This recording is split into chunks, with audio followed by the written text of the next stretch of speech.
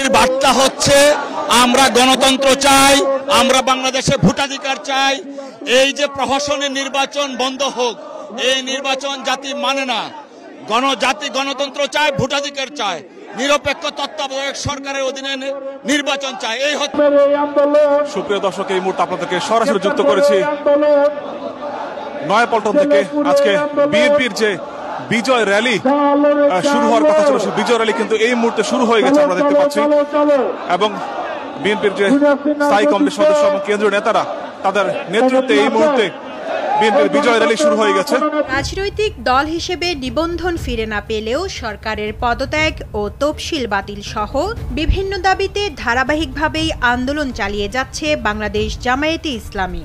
গত ২৯ অক্টোবর বিএনপির সাথে হরতাল পালনের পর দফায় দফায় অবরোধের মতো কর্মসূচি ডাকছে দলটি। সম্মানিত দর্শক মণ্ডলী, আজকে 17ই ডিসেম্বর। আজকে আপনাদেরকে দেখাবো যে 17ই ডিসেম্বর বিএনপির নতুন সমাবেশ ঘোষণা দিয়েছে নয়াপল্টনে, এবং সেখানে কত বিএনপির নেতাকর্মীরা যোগ দিয়েছে এবং তারা কি করছে বর্তমানে, এই আপডেট আজকের এই ভিডিওতে থাকবে। তার পাশাপাশি আপনাদেরকে দেখাবো যে আগামীকালকে 18ই ডিসেম্বর কিন্তু জামায়াতে ইসলাম নতুন করে কর্মসূচি ডাক দিয়েছে এবং হরতালের ডাক দিয়েছে। সেই কারণে কিন্তু আজকেও কিন্তু ঢাকা নয়াপল্টনে জামায়াতে ইসলাম তারা যোগ দিয়েছে। সম্মানিত দর্শক, আজকের এই ভিডিওটি শেষ পর্যন্ত দেখার অনুরোধ রইল। অবশ্যই ভিডিওতে একটি লাইক দিয়ে দেখে থাকুন সম্পূর্ণ ভিডিওটি। স্রোত প্রমাণ করে একটাই, বিএনপির লোক যদি মনে করেন বাংলাদেশের জেলখানা হইতে শুরু করে ভারতের জেলখানাও যদি ভরে লায়, তারপরে বিএনপির লোক শেষ হবে না। বিএনপির লোক তারপরে থাকবে ইনশাআল্লাহ। এই দেশের জনগণ বিএনপির লোকে আছে, থাকবে।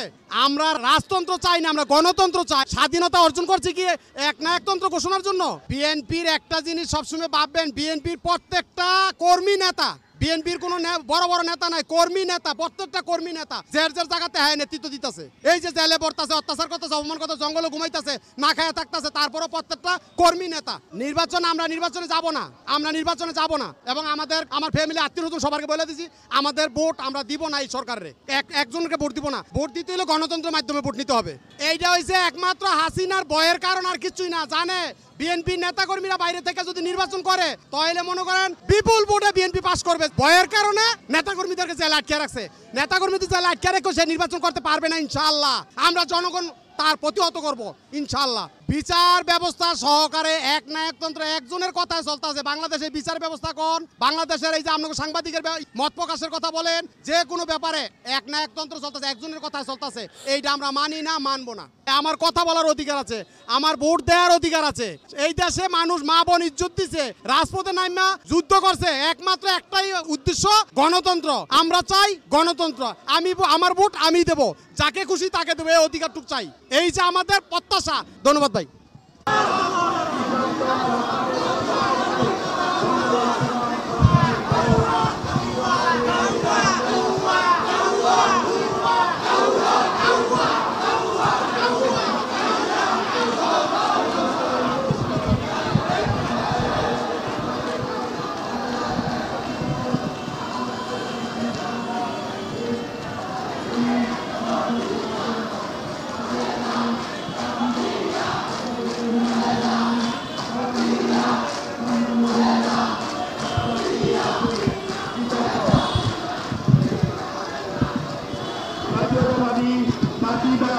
জাতীয়তাবাদী পার্টি দল আপনাদেরকে আমরা অভিনন্দন জানাই, কৃতজ্ঞতা জানাই আজকের অভিযানকে সার্থক করার জন্য। জাতীয়তাবাদী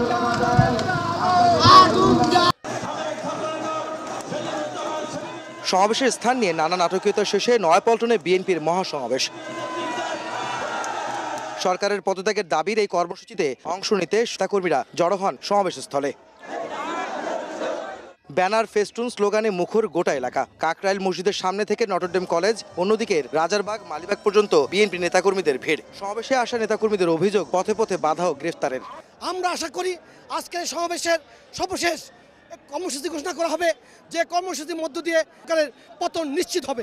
সরকারের পতন না হওয়া পর্যন্ত আমরা ঘরে ফিরে যাব না। আগামীতে এক দফার আন্দোলনে আমরা সেই দিক নির্দেশনা মোতাবেক ঢাকায় অবস্থান করব। দূর দূরান্ত থেকে আসা কর্মীরাও জানান নিজেদের অভিযোগ, দাবি করেন পদত্যাগ ছাড়া বিকল্প কোনো পথ খোলা নেই সরকারের কাছে।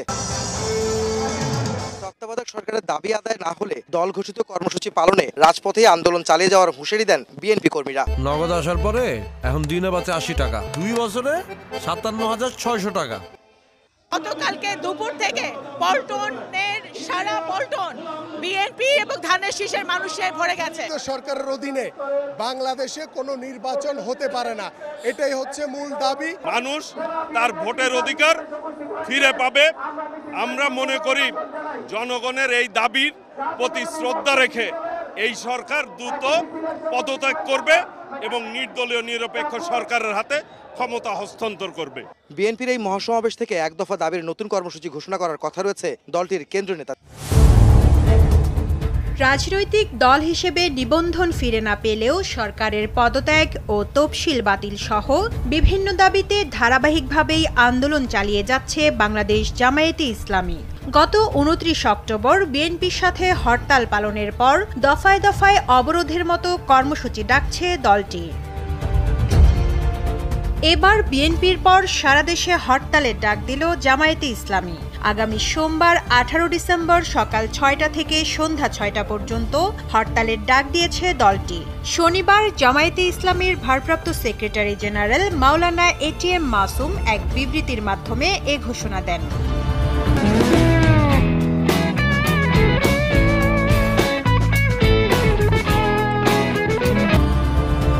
বিবৃতিতে মাওলানা এটিএম মাসুম বলেন, সরকারের একদলীয় নির্বাচন ও সভা সমাবেশের ওপর নিষেধাজ্ঞা এবং জামায়াতের নিবন্ধন সংক্রান্ত মামলায় ন্যায়ভ্রষ্ট আদেশ, নিম্ন আদালতে বিচারের নামে প্রহসন ও ফরমাইশি একতরফা তফসিল ঘোষণার প্রতিবাদে এবং জামায়াতের আমির ডাক্তার শফিকুর রহমান সহ সব রাজবন্দী ও ওলামা মাশায়েখের মুক্তি, মিথ্যা মামলা প্রত্যাহার এবং দ্রব্যমূল্য মানুষের ক্রয় ক্ষমতার মধ্যে নিয়ে আসার দাবিতে জামায়াতে ইসলামের পক্ষ থেকে আগামী 18 ডিসেম্বর সোমবার সারা দেশে সকাল সন্ধ্যা হরতাল কর্মসূচি ঘোষণা করা হচ্ছে।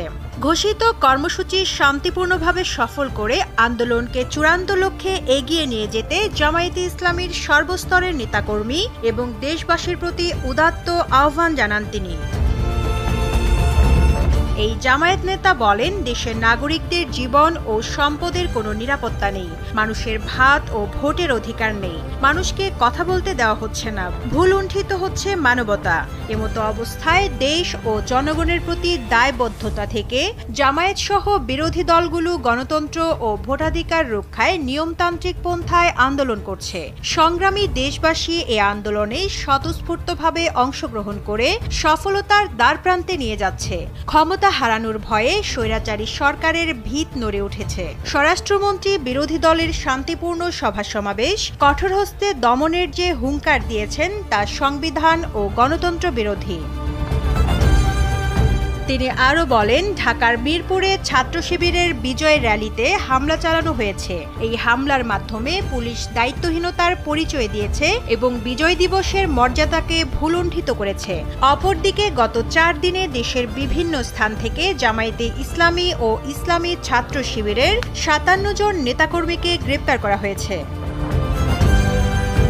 গত 28 অক্টোবরের পর থেকে দফায় দফায় অবরোধ ও হরতাল কর্মসূচি পালন করছে বিএনপি, জামায়াত ও যুগপত আন্দোলনে থাকা দলগুলো। সর্বশেষ ডাকা 36 ঘণ্টার অবরোধ কর্মসূচি শেষ হয় 13 ডিসেম্বর সন্ধ্যা 6টায়। মাঝে বৃহস্পতি ও রোববার এই 2 কর্মদিবসে কোনো কর্মসূচি রাখেনি তারা। সম্মানিত দর্শক মণ্ডলী, আশা করি সম্পূর্ণ ভিডিওটি দেখলেন এবং আজকের এই ভিডিও সম্বন্ধে আপনাদের ব্যক্তিগত মতামত অবশ্যই কমেন্ট বক্সে জানিয়ে দিবেন। ইতিমধ্যে আপনারা দেখেছেন বিএনপির কার্যালয় অফিসের সামনে তারা কিন্তু নয়াপল্টনের সমাবেশ রেখেছে এবং সেই সমাবেশে কিন্তু বিএনপির নেতাকর্মী সহ কিন্তু জামাতে ইসলামের নেতাকর্মীরা তারা কিন্তু যোগ দিয়েছে এবং জামাতে ইসলামের নেতাকর্মীরা কিন্তু আগামীকালকে তারা নতুন করে কর্মসূচির ডাক দিয়েছে। সম্মানিত দর্শক, এই ভিডিওটি এ পর্যন্তই, দেখা হবে পরবর্তী কোনো ভিডিওতে। সে পর্যন্তই ভালো থাকবেন, সুস্থ থাকবেন। আসসালামু আলাইকুম।